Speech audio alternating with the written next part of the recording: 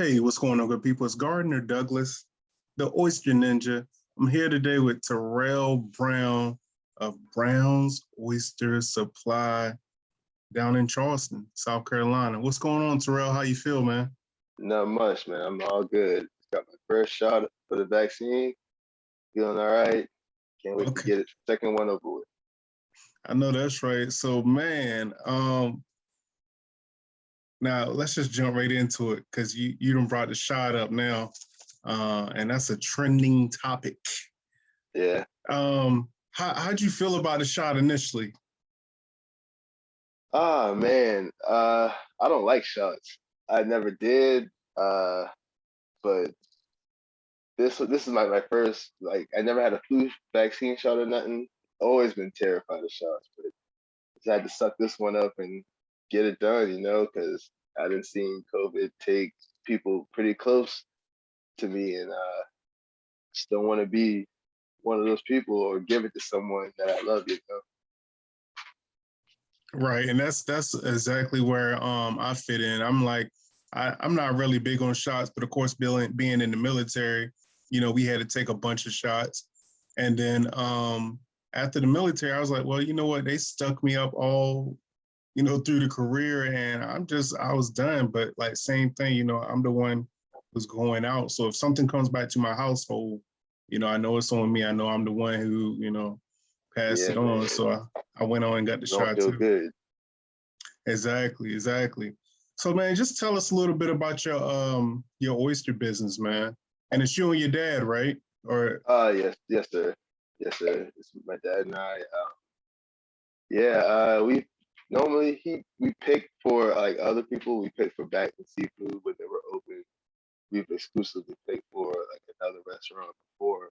But I mean, we got our licensing to sell everyone, people, other restaurants within like what last January we started, and then COVID happened, so we really didn't get started. But this, like, things picked up this October. People wanting oysters, and we're positioned perfectly with our licensing to sell it everybody we can. We could serve everybody. And, it's been a blessing. so people hit you up, they find you, I guess, through the grapevine, through Facebook. How do people find you, and what are they usually coming to you for? Yes, sir. It's normally like biggest is word of mouth. Like people will hear that I got good issues or something like that, and I mean they'll call me, they'll ask for what they want. I'll give them the price for the bushel, half bushel, whatever they need, and they come get it. That's what's up, man. That's true business right there, man. So just tell me, what's a normal day like for you, man, as an oysterman? All right, so my job is based on the tide. So let's say low tide will be at like 9 in the morning, right?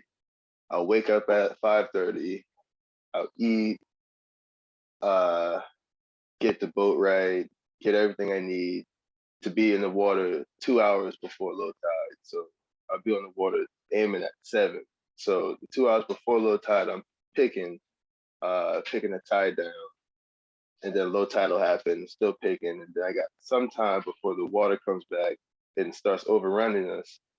So that's about 3.5, 4 hours of good work, and come back, wash them up. So I'll be done with that around probably 12, 1 o'clock. And then the rest of the day is just selling them, being ready to sell, and being ready to take on anything else, you know? So you talk. I said a little bit about picking. Just break down what actually goes into like harvesting oysters for the folks that don't know. Okay, all right. So the method we use, there are different methods like tongs, hand tongs, like escalator dredge method.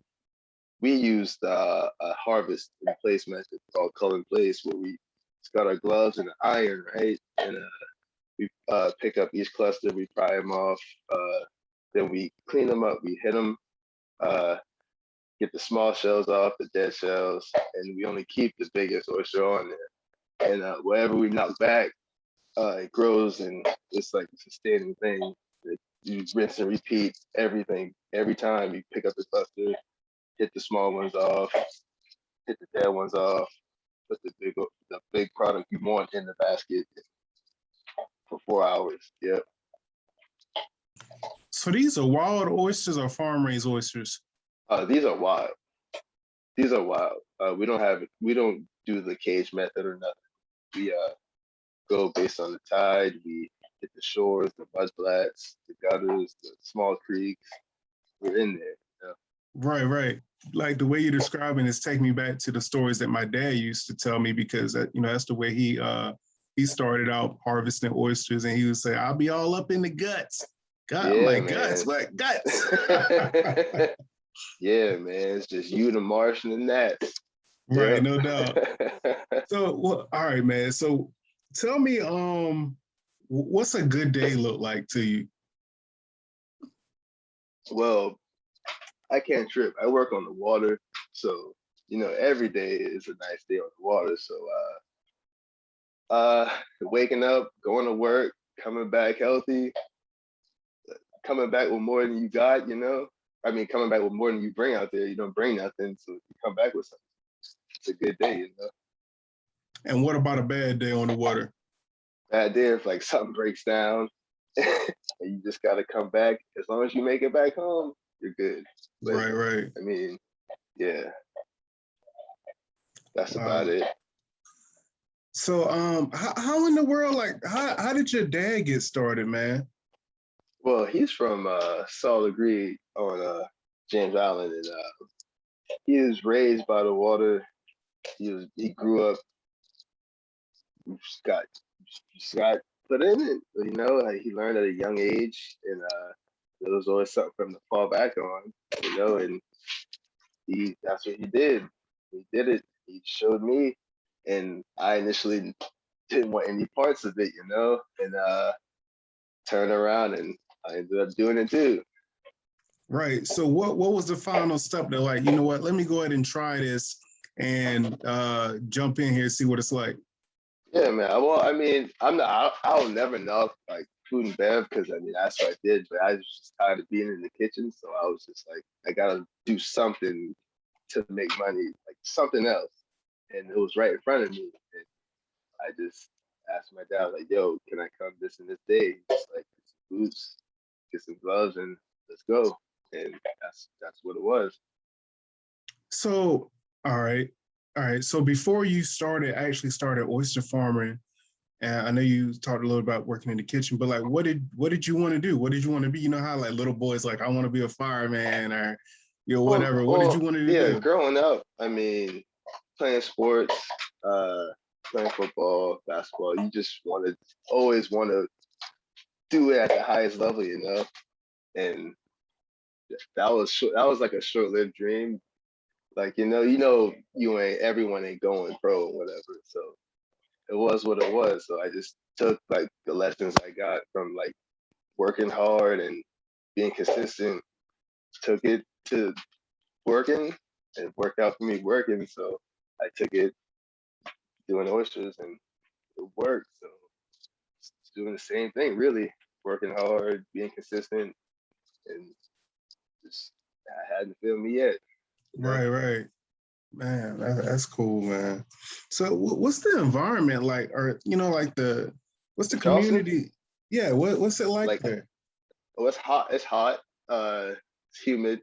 It's a lot of water. It's very like history based around here. Yeah, So what's it's your area unique. known for? But Charleston, James Island, like oyster roast, the beach, downtown Charleston, um, the old Civil War history thing, plantations, Right, right. So Yeah. just speaking on a little bit like that. So because I'm gonna be honest, I didn't. Well, I found you because I was like, one because you're a person of color, and I like to find people who are in the same circle that I am that look like me. So that's how I ran across your story because I think I was asking somebody or somebody told me or asked me had I heard about you guys. And I was like, no. And I started reading. I was like, okay, man, this is an interesting story. And I think I hit you up maybe, I want to say maybe like a year or so ago to come on the podcast. And we finally Well, it was last, but get down, man. Down. Down, bro. Thank you. Yeah, it was last year. Yeah, and I was like, yeah, and then right when I saw the message, you sent me the scheduled date, and I was like, when I picked this date, and it stuck with it, and here we are. Right. But yeah, you sent me a calendar app, and it was March 29th. Was the date we set it. Here we are. So, all right, let's just. Are there a lot of people, African Americans or people of color or whatever, in your area doing what you're doing, or is it just you that you know of? Well, no, it's there's two older gentlemen that they pick oysters. There's one is 79, his name's Ed Palmer, and another one is 75, his brother, Dave Palmer. They've been picking. My dad worked for them for a while too, like coming up. They're based on Solid Green. They've been picking for years. Um, but yeah, since Batman closed, besides them, it's really only us, you know? Yeah, I think so. I think it's What just my dad and I What does that that feel I know like? of. I What mean, is I that don't. right that you know of? But what does that feel Oh no, like? no, no! I take that back. I take that back because my cousin Jamie and Richard, they also pick. They pick too. Okay. Yeah, they pick also, and they're about. My cousin Jamie's like 36, and Richard about 45. So yeah, they pick too. They're out there. Yeah, but I mean, it's. I mean, I'm always around them, so I mean, it's I don't really, I don't really think about it too much like that because I mean, it's just we work around each other, and Right. it's pretty much what we see is Right. us. So, man, that's awesome, man. So, how would you describe the oysters that you guys pick? Um, Like, far well, as like flavor and stuff like that. yeah, all right. They're pretty salty. They come from the Atlantic Ocean. Those creek waters is real salty, but they do have a sweet flavor also with them. Um, yeah, they're really good. They're really good. Our clusters have great size. Uh, we don't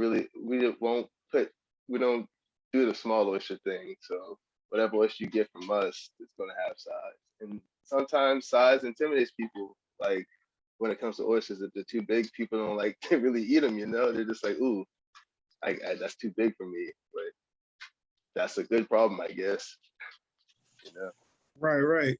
So another thing that my dad taught me, and you talked a little bit about it, but just not getting the smaller oysters and also throwing the shells back, on the grounds just for other oysters to, when they spawn, they have somewhere to plant. Hmm. Like, is that part of the y'all process also? Oh yeah, we have to as ground holders, we have to service the state leases and our private grounds every year long process. It's it's a year long work. It's like the season, the harvesting period, and the pay period is seasonal, but it's year long work. We're always putting old shells back, or the shells that we wash, like the smaller ones, we put those back. We break down. We do like we put crab traps out there, like old ones, close them up, and then oysters will grow on those. There's different methods, like put a bamboo sticks and wood.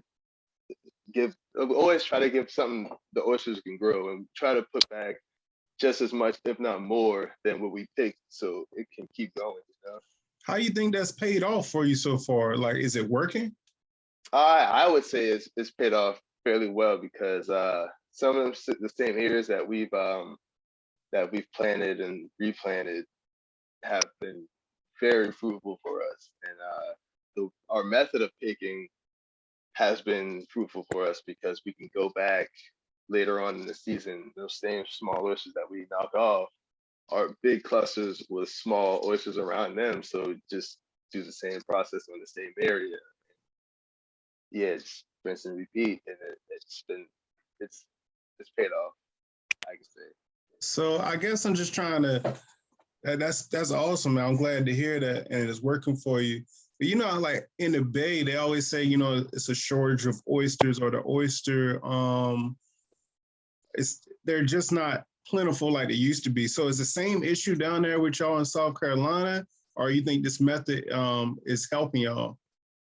Well, yeah, I feel like with a bunch of people moving in and people already here, there's there's not enough oysters for the market, but with like proper harvesting technique, proper sustainability practices with resurfacing the areas that we've hit, closing some grounds that been overhit, and just like doing everything the right way, I feel like we should have it like this. We shouldn't break.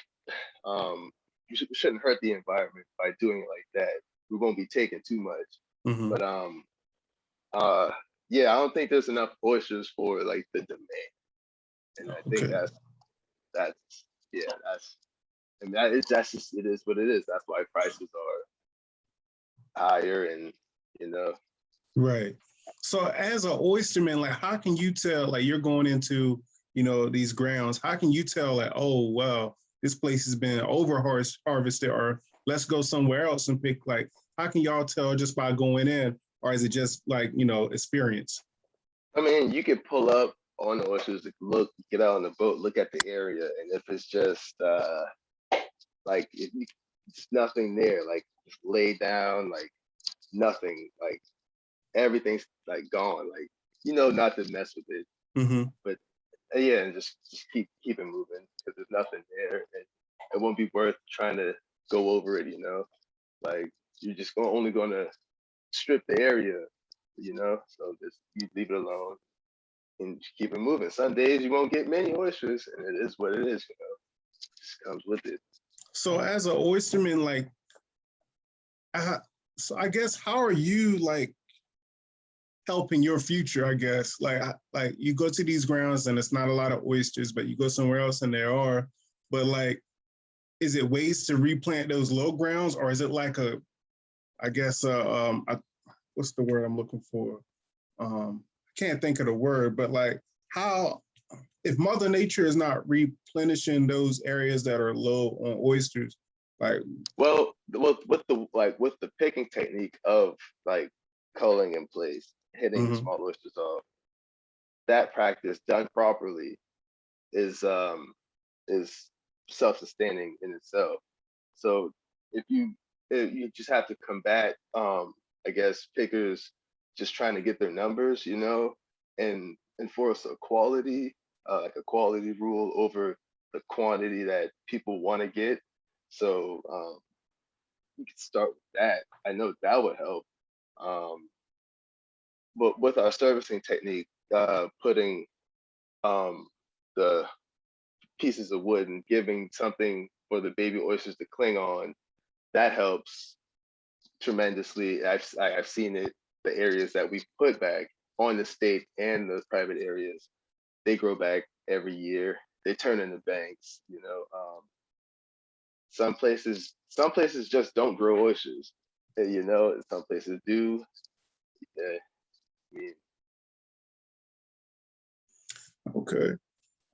Just talk a little bit like I guess I know you say you work with your cousins, you know, side by side with your cousins sometimes. well, yeah. Like at the end of when we all get back to the landing, like we wash in the same place and Right. chit chat, wash, and then get up out of there.